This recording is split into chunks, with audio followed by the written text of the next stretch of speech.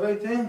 Мина доста време, което обикновено аз го трепах с неправене на нищо, но мина лятото, минаха отпуски и така нататък. Дойде време да започваме работа. Сега ще ви кажа следното нещо. Заглавието на това предаване е: трябва ли да се плащат детски надбавки за повече от 3 деца? На всички им е ясно за какво става дума, защото тия 3 деца ги раждат не българите, които заслужават всички блага на България, защото България е за българите. Тези пари се плащат на цигани, мангали и така нататък, които са се превърнали в фабрики. Превърнали са дъщерите си и жените си и внучите си в фабрика за правене на деца, само и само, за да взимат детските надбавки. Спомням си, на времето, беше 88 или 9-та, излезе една информация, скрита, покрита тогава, беше по татово време, че на България и трябват, като държава, да функционира и трябват 2 милиарда и 400 милиона долара. Пак повтарям, за да функционира една държава, трябват пари. Тогава бяха 2 милиарда и 400 милиона долара, които нямаше откъде да се набавят. Но дойде голямата екскурзия, получи се информация, понеже Горбачов се дръпна от България, каза: оправете се сами, че турската войска може за 3 часа да влезе в София. И знаете, там пуснахме Турция, разправи истории и така нататък. Но това е минало незабравимо от преди 20 кусор години.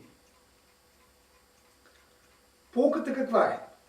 Първо, че за да функционира една държава и трябват пари. Тези пари те трябва да се изработят. Трябва да създават брутен вътрешен продукт. Така. От тези пари, които взима държавата като данъци, тя разпределя за пенсии, детски надбавки, социално, здраве, учене и така нататък. Добре. Но има едно такова нещо. Една определена част от българския народ, така наречените цигани, които не знам защо ние ги наричаме роми, те си чисти цигани. Както знаете, има едно понятие самотна, безработна, многодетна майка, която започва майка да става от 13 или там години, ако не и по-рано. Значи, парите, които ние взимаме като заплата, от тях се удържат данъци. Тия данъци, пак казвам, отиват в държавата. Значи, нашите данъци се дават на циганите. На циганите. Добре. Днеска какво сме? 7 септември. Ако сте обърнали внимание по телевизията, се казва, че французите правят стачка, защото им дигали пенсионната възраст от 60 на 62 години. Аз в България не знам, не съм много наясно, още не ми е време за пенсия, но не ми е много наясно до кога е пенсионната възраст. Но колкото и да е пенсионната възраст, колкото и повече ние да работиме, да ни взимат социални удръжки за пенсии и така нататък, голяма част от тези пари, като влезат в кюпа, те отиват след това като месечни добавки за мангалите, за циганките. Така. И някой ми казва, че видите ли, след 15 години там 70% от, обърнете внимание, трудоспособното население ще бъде от ромски произход. Цигани. Добре де, трудоспособно. Какво трудоспособно ще има, когато трудоспособно се разбира от 18 години нагоре? Значи тя докато стане на 18 години, тя вече има 3-4 деца. Тия 3-4 деца, докато станат на 18 години, те също имат 3-4 деца. Значи тук въобще не говорим за трудоспособно население. Тук говорим за едни паразити, които само стоят, чакат на държавата, чакат на вашите, на моите пари и ти там не се кри. Виждам, и на твоите пари чакат. Така. Чакат на тези пари, какво? За да мангализират България. Добре де, докъде ще стигне тази работа? На времето не са ни стигали 2 милиарда и 400 милиона. Добре, а може някой в момента да каже колко пари точно отиват за тези детски и така наречени надбавки за циганите? Вижте сега, те едно 50 хиляди да са тия надбавки, аз мисля, че са доста повече, някъде към 100 хиляди, въпреки че никоя агенция не дава информация. Значи, те са 100 хиляди, добре, 100 хиляди, ама я им турите по 100 лева на месец, колко стават? Те стават милиони на месец. Я ги съберете на година и след това отидете при баба, дядо, които са на 40, 50, 100 лева пенсия и погледнете и се питате защо са им празни хладилниците. Защо са им празни хладилниците и защо нямат какво да ядат. И защо, когато вземат една кофичка кисело мляко, цял ден на половинка, така на 2-3 пъти я пият. Така. Значи на екрана ще бъде изписан адресът на моя блог georgesavoy.blog.bg.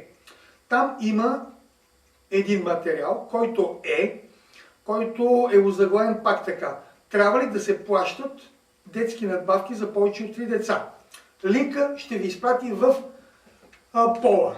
Пола, това е запитване. Аз съм си направил такава анкета в интернета. Знаете, че има пол.bg, прави си какво си искаш. И там зададах 4 въпроса. Вие ще ги видите. 4 въпроса, т.е. един въпрос. Извинявам се. Един въпрос. Трябва ли да се плащат детски надбавки за повече от 3 деца? И са 4 отговора. Единият е да, другия е не, третия зависи от малцинствения произход, четвъртия е, ако са цигани и турци, никога. Ще ви кажа само едно, ще го видите там. Само 15, мисли 4%, 14-15% казват да. Всичко останало е твърдо против. Твърдо против. Този материал, който гледате, ще бъде не само в YouTube, ще бъде и в моя блог. Там аз имам един манифест, блогъри за България, блогъри от цяла България се обединявайте, B4B и така нататък. Може да не харесате някои от точките, които съм изнесъл там като програма, но ще се радвам на всички ваши отговори, коментари, положителни, отрицателни. Ако имате, както аз съм си направил това студио тук, домашно, въпреки че е този остров, дето го виждате тук, това е остров Козин на Сейшелите. Там бях 4 години, се забавях с рибарлък. И там рибата не се мери така, ами се мери по краката, така и така. Както и да е. Това е Козин Айланд, Братовчеда. Оттатъка на фона е Мае, главния остров. А тук, когато за пръв път минахме с лодка от тук, насам, като видях, казах край, това е Gate to Paradise, портата за рай, жестоко. Това е фона на новото ми студио. Та мисълта ми, приятели, може и да не приятели, няма значение, приемам всякакви коментари, положителни, отрицателни, въздържал се, неутрални и така нататък. Каня ви, заповядайте. Ако имате киноматериали или такива клипове като този, можете да правите. Ще ги слагам в сайта, в блога си. Няма никакви проблеми. Значи, от сега нататък се надявам да се срещаме редовно. Студиото е наред. Така аз не страдам от сценична треска, както видите. Много ме е блъскало слънце по главата, така че. Така нататък. Всичко хубаво, приятен ден и пак се запитайте. Трябва ли да се плащат детски надбавки за повече от 3 деца? До скоро!